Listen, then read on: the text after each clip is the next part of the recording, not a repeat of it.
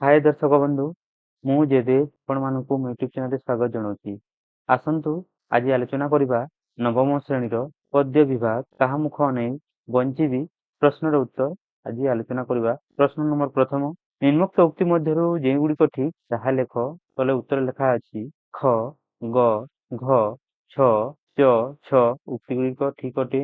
ପ୍ରଶ୍ନ ନମ୍ବର 2, ପଠିତାଂଶରୁ ଶବ୍ଦ ବାଛି ଶୂନ୍ୟସ୍ଥାନ ପୂରଣ କର। କ, ମା ପୁଅ ଆଖିରେ ଡ୍ୟାନ୍ସ ଲଗାଇଲେ ଅଞ୍ଜନ। ଖ, ମୋ କଥାକୁ ସେ ଡ୍ୟାନ୍ସ ଗ୍ରହଣ କଲା ନାହିଁ, ପିଲେ ହେଲେ। ଗ, ଗରିବଟିର ଡ୍ୟାନ୍ସ କେହି ନାହାନ୍ତି ସାହା। ଘ, ସନ୍ନ୍ୟାସୀଙ୍କ ଡ୍ୟାନ୍ସ ମଣ୍ଡଳରେ ଅପୂର୍ବ ଜ୍ୟୋତି ପ୍ରକାଶିତ। ମୁଖ, ମୋ ସହିତ ମୋ ଡ୍ୟାନ୍ସ ସବୁଆଡ଼େ ଯାଏ ଛାଇ। ପ୍ରଶ୍ନ ନମ୍ବର 3, ନିମ୍ନଲିଖିତ ଶବ୍ଦଗୁଡ଼ିକର ଗଦ୍ୟ ରୂପ ଲେଖ। ଅଥିର ଅସ୍ଥିର, ସୁମରି ସ୍ମରଣ କରି, ସ୍ୱପ୍ନ ସ୍ୱପ୍ନ, ଯେହ୍ନେ ଯେପରି। ପ୍ରଶ୍ନ ନମ୍ବର 4, ନିମ୍ନଲିଖିତ ଶବ୍ଦଗୁଡ଼ିକ ଭିନ୍ନ ଭିନ୍ନ ଅର୍ଥ ପ୍ରକାଶ କରୁଥିବା ବାକ୍ୟରେ ବ୍ୟବହାର କର। ଜୀବନ ଗୋଟିଏ ଅର୍ଥ ହେଲା ପ୍ରାଣ। ନିଜର ଜୀବନ ବଞ୍ଚାଇବା କୌଶଳ ସବୁ ପ୍ରାଣୀଙ୍କୁ ଜଣାଅଛି। ଆଉ ଗୋଟେ ଜୀବନର ଅର୍ଥ ହେଲା ଜଳ। ଜୀବନ ବିନା ମାଛ ବଞ୍ଚି ପାରେ ନାହିଁ। ଚିତା, ଗୋଟେ ଚିତାର ଅର୍ଥ ହେଲା ଚିତ୍ର। ଆଗ କାଳରେ ଲୋକମାନେ ଦେହରେ ଚିତା କାଟୁଥିଲେ। ଆଉ ଗୋଟେ ଚିତାର ଅର୍ଥ ହେଲା ଜୁଇ। ପ୍ରାଚୀନ କାଳରେ ସ୍ତ୍ରୀକୁ ସ୍ୱାମୀ ଚିତା ଅଗ୍ନିରେ ଝାସ ଦେବାକୁ ପଡୁଥିଲା। ହରି, ତାର ଗୋଟିଏ ଅର୍ଥ ହେଲା ଭଗବାନ। ବିପଦ କାଳରେ ହରିଙ୍କୁ ସ୍ମରଣ କରି ଭକ୍ତ ଉଦ୍ଧାର ପାଇଥାଏ। ଆଉ ଗୋଟିଏ ଅର୍ଥ ହେଲା ଚୋରି କରି। ପଞ୍ଚବଟୀ କୁଟୀରରୁ ରାବଣ ସୀତାଙ୍କୁ ହରି ନେଇଥିଲା। ବାଳ, ଗୋଟିଏ ଅର୍ଥ ହେଲା କେଶ। ମୁଣ୍ଡରେ ଅଧିକ ବାଳ ନ ରଖିବାକୁ ଶିକ୍ଷକ କହିଲେ। ବାଳକ, ଆଉ ଗୋଟେ ଅର୍ଥ ହେଲା ବାଳକ। ବାଳ ବୃଦ୍ଧଙ୍କୁ ହତାଦର କରିବା ଉଚିତ ନୁହେଁ। ନିଶା, ଗୋଟିଏ ଅର୍ଥ ହେଲା ମାଦକ ଦ୍ରବ୍ୟ। ନିଶା ସେବନ ସ୍ୱାସ୍ଥ୍ୟ ପକ୍ଷେ ଅହିତକର ବା ହାନିକାରକ। ଆଉ ଗୋଟେ ଅର୍ଥ ହେଲା ରାତ୍ରି। ନିଶା କାଳରେ ଗମନ ନିଷିଦ୍ଧ ଅଟେ। ପ୍ରଶ୍ନ ନମ୍ବର 5, ନିମ୍ନ ଶବ୍ଦଗୁଡ଼ିକର ଅର୍ଥଗତ ପ୍ରଭେଦ ଦର୍ଶାଅ। ସ୍ୱର, ଯାହାର ଅର୍ଥ ହେଲା ପୋଖରୀ, କ୍ଷୀରଜାତ ସୁସ୍ୱାଦୁ ଖାଦ୍ୟ। ଆଉ ଗୋଟେ ସ୍ୱରର ଅର୍ଥ ହେଲା ଧନୁର ତୀର, ବାଣ। ସୁଧା, ଗୋଟେ ସୁଧାର ଅର୍ଥ ହେଲା ଅମୃତ। ଆଉ ଗୋଟେ ଶୁଦ୍ଧାର ଅର୍ଥ ହେଲା ତଥାପି। ସମ, ଗୋଟେ ସମର ଅର୍ଥ ହେଲା ସମାନ। ଆଉ ଗୋଟେ ସମର ଅର୍ଥ ହେଲା ଶାନ୍ତି ସଂଯମ। ପ୍ରଶ୍ନ ନମ୍ବର 6, ନିମ୍ନ ଶବ୍ଦଗୁଡ଼ିକର 2ଟି ଲେଖାଏଁ ପ୍ରତି ଶବ୍ଦ ଲେଖ। ରାଜା, ନୃପତି, ଭୂପତି, ଅଧିପତି, ନରେଶ। ବସ୍ତ୍ର, ପୋଷାକ, ଲୁଗା, ବସନ। ବନ, ବିପିନ, ବନସ୍ସ, ଅରଣ୍ୟ। ନିଶି, ରାତ୍ରି, ଶର୍ବରୀ, ଯାମିନୀ। ଅଙ୍ଗ, ଅଂଶ, ଅବୟବ। ପ୍ରଶ୍ନ ନମ୍ବର 7, ନିମ୍ନଲିଖିତ ଶବ୍ଦଗୁଡ଼ିକର ବ୍ୟାସ ବାକ୍ୟ ସହ ସମାସର ନାମ ଲେଖ। ଶ୍ୟାମ ଘନ, ଘନ ପରି ଶ୍ୟାମ। ଉପମାନ କର୍ମଧାରୟ ସମାସ। ଦଶ ଦିଗ, ଦଶ ଦିଗର ସମାହାର, ଦ୍ୱିଗୁ ସମାସ। ଚନ୍ଦ୍ରମୁଖ, ଚନ୍ଦ୍ର ପରି ମୁଖ ଯାହାର। ଉପମିତ ବହୁବ୍ରୀହି ସମାସ। ପାକ ଭାଣ୍ଡ, ପାକ ନିମିତ୍ତ, ପାକ ପାଇଁ ଭାଣ୍ଡ। ଚତୁର୍ଥୀ ତତ୍ପୁରୁଷ ସମାସ। ପ୍ରଶ୍ନ ନମ୍ବର 8, ନିମ୍ନଲିଖିତ ଶବ୍ଦଗୁଡ଼ିକର ବିପରୀତ ଶବ୍ଦ ଲେଖ। ଶୂନ୍ୟ, ପୂର୍ଣ୍ଣ। ନିଦ୍ରା, ଅନିଦ୍ରା।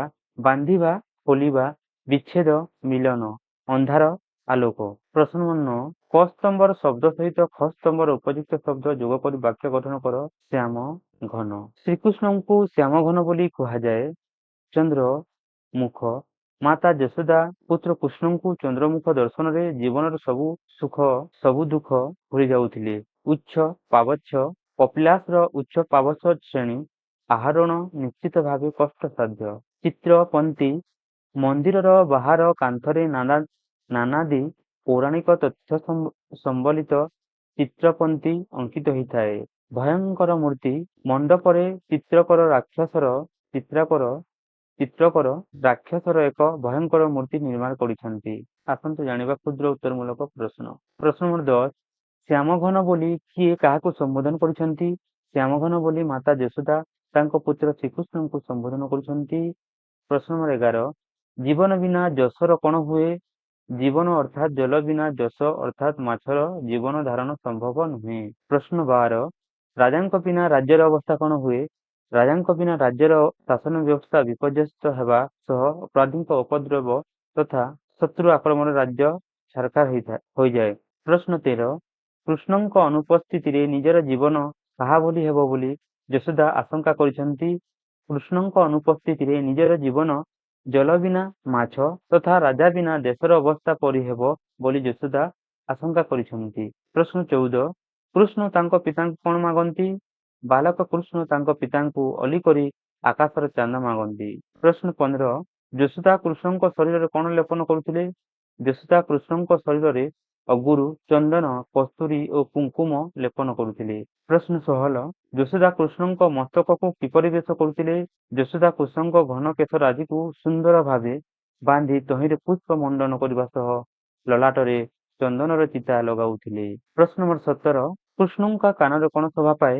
କୃଷ୍ଣଙ୍କ କାନରେ କୁଣ୍ଡଲ ଶୋଭା ପାଏ। ପ୍ରଶ୍ନ 18 କୃଷ୍ଣ ବନକୁ ଗଲେ ଯଶୋଦାଙ୍କ ମନରେ କି ଅନୁଭୂତି ସୃଷ୍ଟି ହୁଏ? କୃଷ୍ଣ ବନକୁ ଗଲା ପରେ ତାଙ୍କ ବିଚ୍ଛେଦକୁ ସହି ନ ପାରି ସତେ ଯେପରି କୃଷ୍ଣ ତାଙ୍କ ପ୍ରାଣକୁ ସଙ୍ଗରେ ନେଇ ଯାଇଥିବା ପରି ଯଶୋଦା ଅନୁଭବ କରନ୍ତି। ପ୍ରଶ୍ନ 19 କୃଷ୍ଣଙ୍କ ଅନୁପସ୍ଥିତିରେ ଯଶୋଦା କଣ କରିବେ ବୋଲି କହିଛନ୍ତି? କୃଷ୍ଣଙ୍କ ଅନୁପସ୍ଥିତିରେ ପୁତ୍ର ବିରହ ସହି ନ ପାରି ଯଶୋଦା ଗଭୀର ଜଳରେ ଆତ୍ମବିସର୍ଜନ କରିବେ ବୋଲି କହିଛନ୍ତି। ପ୍ରଶ୍ନ 20 ଯଶୋଦା କୃଷ୍ଣଙ୍କୁ କଣ କଣ ଖାଇବାକୁ ଦିଅନ୍ତି? ଯଶୋଦା କୃଷ୍ଣଙ୍କୁ ଅମୃତ ତୁଲ୍ୟ ସର, ଲବଣୀ, ରାବିଡ଼ି ଓ ପାଚିଲା କଦଳୀ ଖାଇବାକୁ ଦିଅନ୍ତି। ପ୍ରଶ୍ନ ନମ୍ବର 21 କୃଷ୍ଣଙ୍କୁ ସୁସ୍ୱାଦୁ ଖାଦ୍ୟ ରୁଚେ ନାହିଁ ବୋଲି କବିତାର କେଉଁ ପଂକ୍ତିରୁ ଜଣାପଡ଼ିଛି ତାହା ଲେଖ। ସର ଲବଣୀ ଅଧାମ ପକ୍ୱରମ୍ବା ସୁଦାସମ ମୁଖେ ଦେଲେ ଥୁ ଥୁ କରି ଫିଙ୍କୁ। ପ୍ରଶ୍ନ 22 କୃଷ୍ଣ ରାଗିଗଲେ କଣ କରୁଥିଲେ? କୃଷ୍ଣ ରାଗିଗଲେ ପାକ ହାଣ୍ଡି ଭାଙ୍ଗୁଥିଲେ। ପ୍ରଶ୍ନ 23 କୃଷ୍ଣ ଡରିଗଲେ କଣ କରୁଥିଲେ? କୃଷ୍ଣ ଡରିଗଲେ ଧାଇଁ ଯାଇ ମାଙ୍କୁ କୁଣ୍ଡାଇ ଧରି ତାଙ୍କ ପିନ୍ଧା ବସନରେ ନିଜ ମୁଖକୁ ଘୋଡ଼ାଇ ଦେଉଥିଲେ। ପ୍ରଶ୍ନ 24 କୃଷ୍ଣ କାହାକୁ ଦେଖି ଭୟ କରୁଥିଲେ? କୃଷ୍ଣ ଛାଇକୁ ଦେଖି ତଥା ଅନ୍ଧାର ଘର ଓ କାନ୍ଥରେ ଥିବା ଭୟଙ୍କର ମୂର୍ତ୍ତି ତଥା ଚିତ୍ରପନ୍ତୀକୁ ଦେଖି ଡରୁଥିଲେ। ପ୍ରଶ୍ନ 25 କୃଷ୍ଣ ମଥୁରାରେ କଣ ଶୁଣି ଅଧିକ ଭୟଭୀତ ହୋଇ ପଡ଼ିବେ ବୋଲି ଯଶୋଦା ଆଶଙ୍କା ପ୍ରକାଶ କରିଛନ୍ତି? ମଥୁରାରେ ହାତୀ ଓ ଘୋଡ଼ାମାନଙ୍କର ଗର୍ଜନ ଶୁଣି କୃଷ୍ଣ ଅଧିକ ଭୟଭୀତ ହୋଇ ପଡ଼ିବେ ବୋଲି ଯଶୋଦା ଆଶଙ୍କା କରିଛନ୍ତି। ପ୍ରଶ୍ନ ନମ୍ବର 26 କୃଷ୍ଣ ଉଚ୍ଚ ପାହାଚ ଉଠି ପାରନ୍ତି ନାହିଁ ବୋଲି ଯଶୋଦା କାହିଁକି କହିଛନ୍ତି? କୃଷ୍ଣ ଭୟାଳୁ ଥିବାରୁ ଉଚ୍ଚ ପାହାଡ଼ ଉଠି ପାରନ୍ତି ନାହିଁ ବୋଲି ଯଶୋଦା କହିଛନ୍ତି। ପ୍ରଶ୍ନ 27 କାନ୍ଥରେ ଭୟଙ୍କର ମୂର୍ତ୍ତିର ଚିତ୍ର ଦେଖି କୃଷ୍ଣ କଣ କରୁଥିଲେ?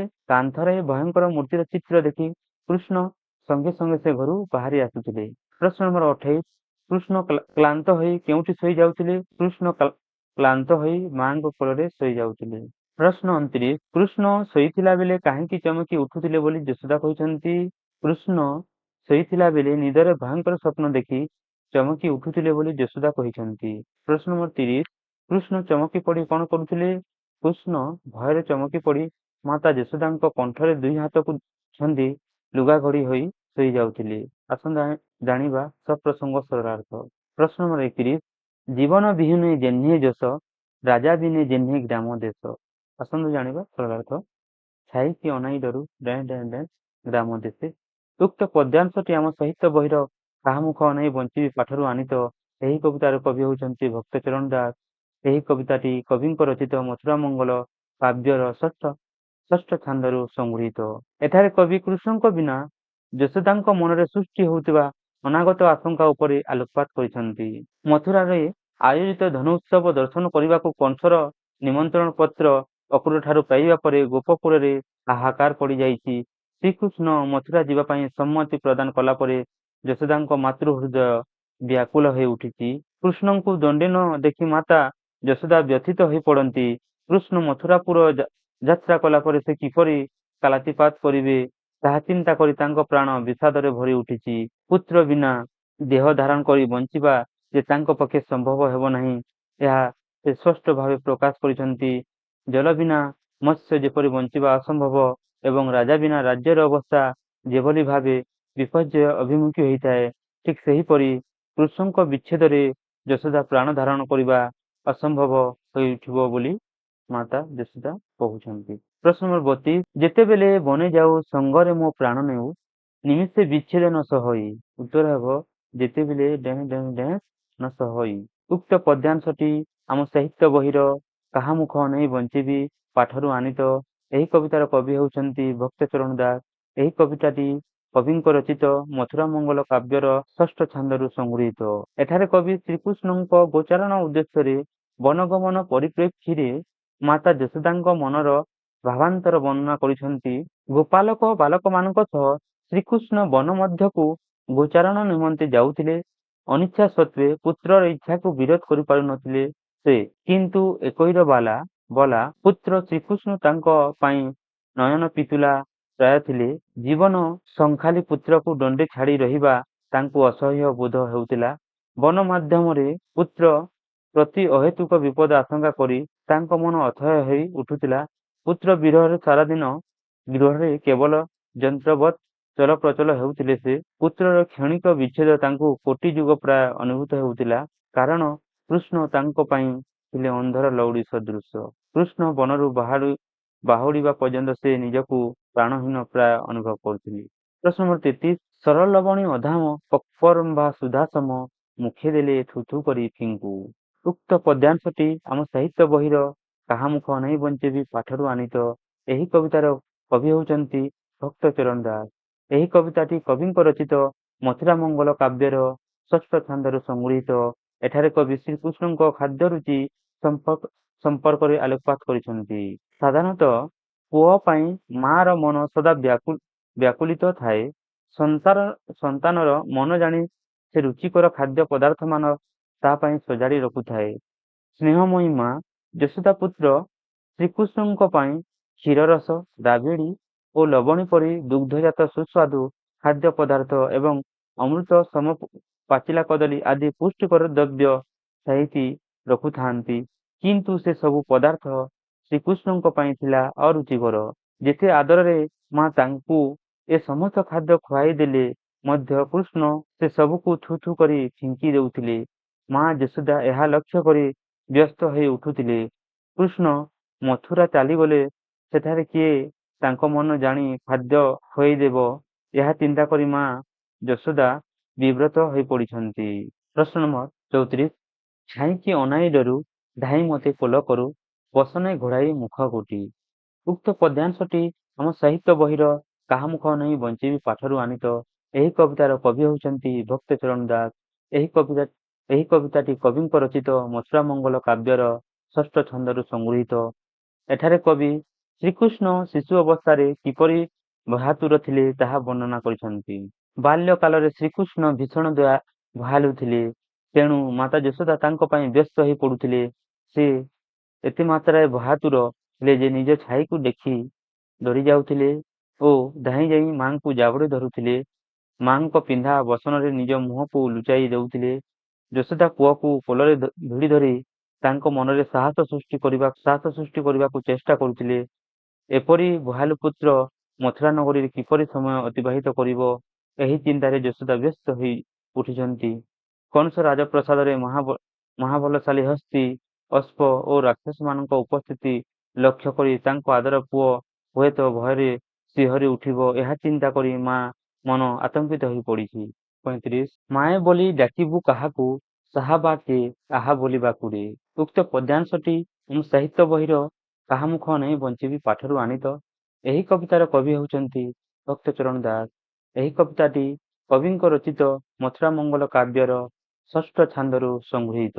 ଏଠାରେ କବି ଶ୍ରୀକୃଷ୍ଣଙ୍କ ବିରହରେ ବ୍ୟସ୍ତ ହୋଇ ସ୍ନେହମୟୀ ଯଶୋଦାଙ୍କର ମାତୃ ହୃଦୟର ବାତ୍ସଲ୍ୟ ମମତାର ଏକ ଜୀବନ୍ତ ଚିତ୍ର ପ୍ରଦାନ କରିଛନ୍ତି। ମଥୁରାରେ ଧନୁଯାତ୍ରା ଦେଖିବା ପାଇଁ ଶ୍ରୀକୃଷ୍ଣ ପ୍ରସ୍ତୁତ ହେବା ସମ୍ବାଦ ଶୁଣିଲା ପରେ ମା ଯଶୋଦା ବ୍ୟାକୁଳ ହୋଇ ପଡ଼ିଛନ୍ତି। କୃଷ୍ଣଙ୍କୁ ମୁହୂର୍ତ୍ତେ ଛାଡ଼ି ବଞ୍ଚିବା ଯାହା ପାଇଁ ଅଶେଷ ଯନ୍ତ୍ରଣାପ୍ରଦ ଥିଲା, ସେହି ନୟନ ପିତୁଲା ଦୁଃଖୀ ଧନକୁ ସୁଦୂର ମଥୁରା ନଗରୀରୁ ପଠାଇ ସେ ବା କିପରି ଦେହ ଧାରଣ କରି ରହିପାରିବେ। ତାଙ୍କ ମାନସ ପଟରେ ପୁତ୍ରର ଶୈଶବ ଓ ବାଲ୍ୟ ଜୀବନର ସୁଖସ୍ମୃତିଭରା ମୁହୂର୍ତ୍ତ ଗୁଡ଼ିକ ନାଚି ଉଠିଛି, ଯାହାକୁ ସ୍ମରଣ କରି ଯଶୋଦାଙ୍କ ଅନ୍ତର କାନ୍ଦି ଉଠିଛି। ତାଙ୍କର ଦୁର୍ବଳ ଶରୀର ବିଶିଷ୍ଟ ଭୟାଳୁ ପୁତ୍ର ରାକ୍ଷସପୁରୀରେ କିପରି ଦିନ ଅତିବାହିତ କରିବ, ସେହି ଚିନ୍ତାରେ ସେ ମ୍ରିୟମାଣ ହୋଇ ପଡ଼ିଛନ୍ତି। ଯେଉଁ ଅଲିଅଳ ପୁତ୍ର କାନ୍ଥରେ ଅଙ୍କିତ ଚିତ୍ରପନ୍ତିରେ ଏକ ଭୟଙ୍କର ଛବି ଦେଖିଲେ ଭୟରେ ଶିହରି ଉଠେ, ସ୍ୱପ୍ନ ଦେଖି ଚମକି ଉଠେ ଏବଂ ମାଙ୍କୁ ଜାବୁଡ଼ି ଧରି ପଣତରେ ମୁହଁ ଢାଙ୍କି ଦିଏ, ସେପରି ଭୟାଳୁ ସନ୍ତାନ ରାକ୍ଷସପୁରୀ ମଥୁରାରେ କିପରି ଦିନ କାଟିବ, ଏକଥା କଳ୍ପନା କରି ଆତଙ୍କିତ ହୋଇଛନ୍ତି ଯଶୋଦା। ସେଠାରେ ସାହା ହେବା ପାଇଁ କି ଅଭୟ ଦେବା ପାଇଁ କେହି ନଥିବେ, ଏହି ଆଶଙ୍କାରେ ଯଶୋଦା ବିଚଳିତ ହୋଇ ପଡ଼ିଛନ୍ତି। ଚାଲନ୍ତୁ ଜାଣିବା ଦୀର୍ଘ ଉତ୍ତରମୂଳକ ପ୍ରଶ୍ନୋତ୍ତର। 36 ଯଶୋଦାଙ୍କ ମାତୃ ହୃଦୟର ମଧୁର ଅଭିବ୍ୟକ୍ତି କିପରି ପ୍ରକାଶିତ ହୋଇଛି ପଠିତ କବିତା ଅନୁସରଣରେ ଲେଖ। ଏ ପ୍ରଶ୍ନ ମଧ୍ୟ ଏ ଗୋଟିଏ ଉତ୍ତରରେ ଆସିଯିବ। ଉତ୍ତର ମନବୋଧ ଚଉତିଶା ପଡ଼ି କାଳିଜାଇ କବିତା ସ୍ରଷ୍ଟା ଭକ୍ତଚରଣ ଦାସ ଉତ୍କଳର ପୁରପଲ୍ଲୀରେ ଜଣେ ସୁପରିଚିତ ବ୍ୟକ୍ତିତ୍ୱ। ମଧ୍ୟଯୁଗୀୟ ଓଡ଼ିଆ କାବ୍ୟ ସାହିତ୍ୟରେ ଯେଉଁ କତିପୟ ସାରସ୍ୱତ ସାଧକ ସ୍ୱସୃଷ୍ଟି ନିଚୟ ଦ୍ୱାରା ଯଶସ୍ୱୀ ହୋଇଛନ୍ତି, ସେମାନଙ୍କ ମଧ୍ୟରେ ଭକ୍ତଚରଣ ଏକ ସ୍ୱତନ୍ତ୍ର ସମ୍ମାନର ଅଧିକାରୀ। ଏହାକୁ ମୁଁ ପଢ଼ୁନାହିଁ, ଅଳ୍ପ ଜାଗାରେ ବା ଅନ୍ୟ ଜାଗାରେ ଅଳ୍ପ କିଛି ପଢ଼ିଦେବି। ଏହି ଭିଡ଼ିଓ ଦେଖିଲା ଯିଏ ବି ଦେଖିବି, ଏ ଭିଡ଼ିଓର ତଳେ ତାର ଲିଙ୍କ ଦିଆହେଇଥିବ, PDF ଲିଙ୍କ ଦେଇକି ଡାଉନଲୋଡ୍ କରିକି ଲେଖିପାରିବି। ସେଥିପାଇଁ ମୁଁ ଅଧିକ ଆଉ ପଢ଼ୁନାହିଁ।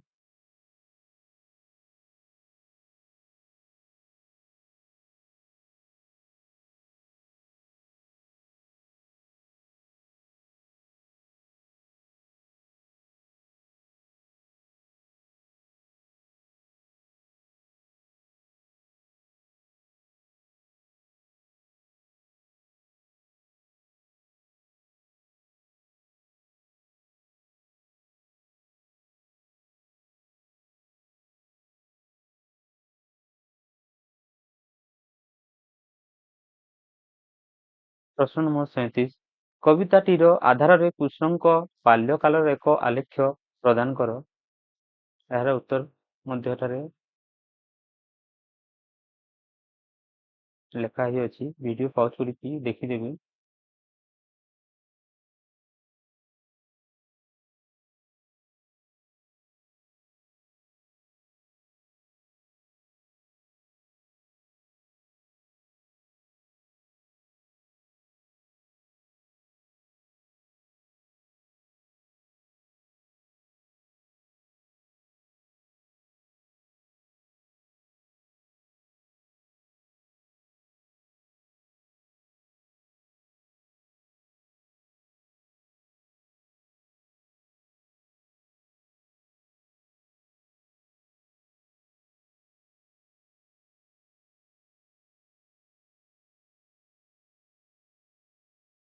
ପ୍ରଶ୍ନ ନମ୍ବର 38 କବିତାଟିର ନାମକରଣର ସାର୍ଥକତା ପ୍ରତିପାଦନ କର। ଭିଡ଼ିଓକୁ ପଜ କରିକି ଦେଖିଦେବି, ନହେଲେ PDF ଲିଙ୍କ ମଧ୍ୟ ଦିଆଯିବ। ଡାଉନଲୋଡ୍ କରିଲେ ଡାଉନଲୋଡ୍ କରିକି ଲେଖିପାରିବି।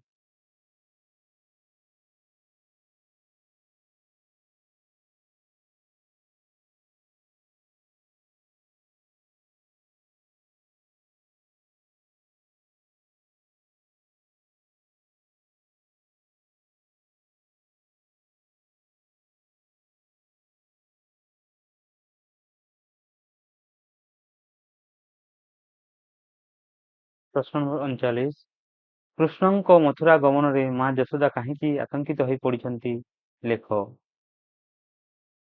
କିମ୍ବା କୃଷ୍ଣଙ୍କର ମଥୁରା ଗମନ ସମ୍ବାଦ ମାତା ଯଶୋଦାଙ୍କୁ ବିବ୍ରତ ଓ ଆତଙ୍କିତ କରିବାର କାରଣ କଣ, ଉଲ୍ଲେଖ କର। এই ଦୁଇଟି ପ୍ରଶ୍ନର ଉତ୍ତର ଏ ଗୋଟିଏରେ ହିଁ ଦେଇପାରିବି।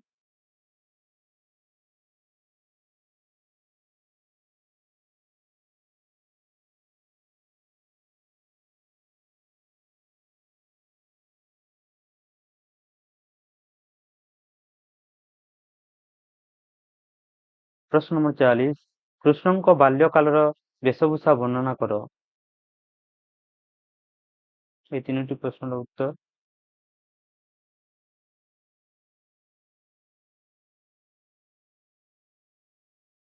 ଏ ଉତ୍ତରରେ ପାଇଯିବି।